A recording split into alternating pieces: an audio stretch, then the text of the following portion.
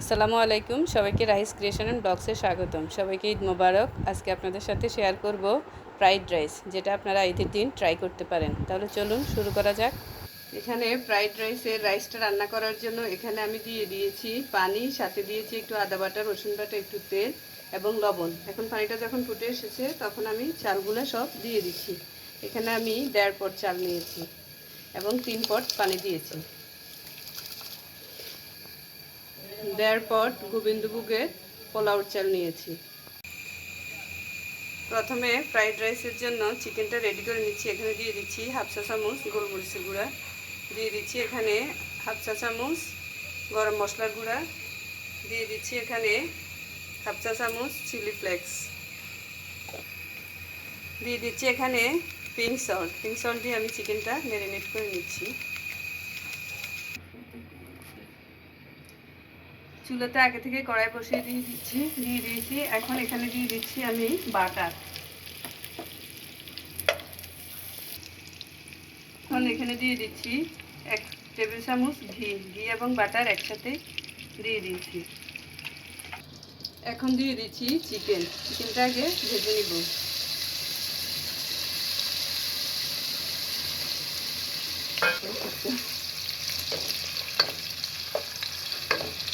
এখন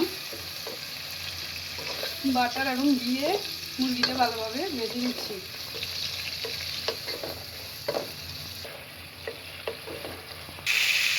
এখন চিকেনে দিয়ে দিচ্ছি একটু চিকেন মশলা।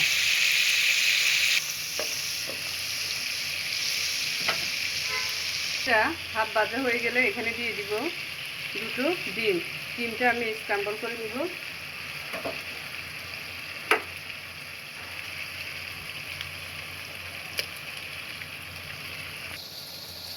এখন এখানে দিয়ে দিচ্ছি একটু লবণ।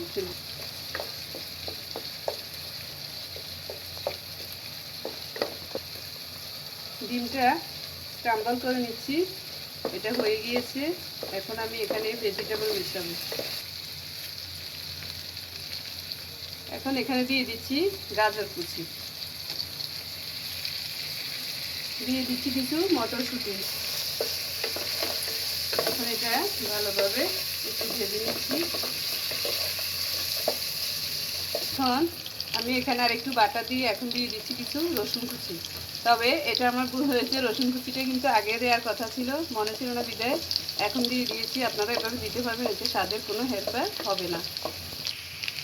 রসুন থেকে যখন একটা সুন্দর স্মেল বের হয়েছে তখন সবগুলো আবার একসাথে নেড়ে দিচ্ছি, তাহলে রসুনের ফ্লেভারটা এগুলোতে ভালো যাবে। এখন দিয়ে দিচ্ছি এখানে কিছু কাঁচামরিচ কুচি, দিয়ে দিচ্ছি বাঁধাকপিটা যেহেতু সিদ্ধ হতে সময় লাগে না সেজন্য পরে দিচ্ছি। এখন এখানে দিয়ে দিচ্ছি কিছু পেঁয়াজ,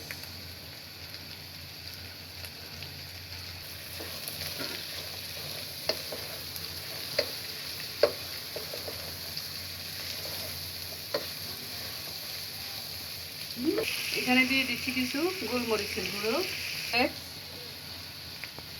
এখন দিয়ে দিচ্ছি কিছু লবণ, এখন এখানে দিয়ে দিচ্ছি কিছু টমেটো কুচি, এখন দিয়ে দিচ্ছি এখানে একটু ম্যাজিক মশলা, হাফ দিব পরে আবার হাফ অ্যাড করব। চিংড়ি মাছ,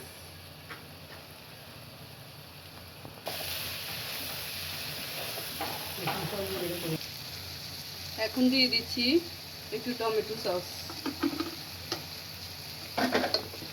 এখন দিয়ে দিচ্ছি এখানে আগে থেকে সিদ্ধ করা রাইসটা হাফ হাফ করে দিই, তারপরে মিলিয়ে আবার হাফ দিব। দিয়ে দিচ্ছি fish sauce, soya sauce, half মিলিয়ে নিচ্ছি। এখন বাকি রাইসটাও মিলিয়ে নিচ্ছি। আমি কিন্তু এখানে 1.5 পট চালের ফ্রাইড রাইস করছি। এখানে দিয়ে দিচ্ছি আমি আগে সয়া সস, তারপরে দিয়ে দিচ্ছি এখানে ফিশ সস, এখানে টমেটো সস, এবার দিয়ে দিচ্ছি কিছু গোলমরিচের গুঁড়ো। এখন সব কিছু আবার একসাথে মিলিয়ে নিচ্ছি। এখন আর একটু বাটার ছড়িয়ে নিচ্ছি যাতে এর ফ্লেভারটা ভালো হয়। ফ্রাইড রাইস কিন্তু অলরেডি ডান। দেখতেই পাচ্ছেন রাইসটা কতটা ঝরঝরে হয়েছে। আপনারা এভাবে বাসায় অবশ্যই একবার হলেও ট্রাই করবেন। আশা করছি খেতে এটা অনেক ভালো লাগবে। আর যদি আমার রান্না ভালো লাগে প্লিজ আমার চ্যানেলটা সাবস্ক্রাইব করবেন এবং ফেসবুক থেকে দেখে থাকলে একটা ফলো, লাইক এবং শেয়ার দিয়ে রাখবেন। এখন আর একটু গোলমরিচ ছড়িয়ে আমার রান্নাটা কমপ্লিট করব। এখন এখানে দিয়ে দিচ্ছি একটু চিনি। চিনিটা অবশ্যই দিবেন, তাহলে স্বাদের ব্যালেন্সটা ভালো থাকবে।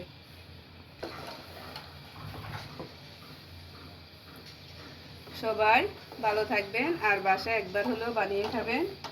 আল্লাহ হাফেজ।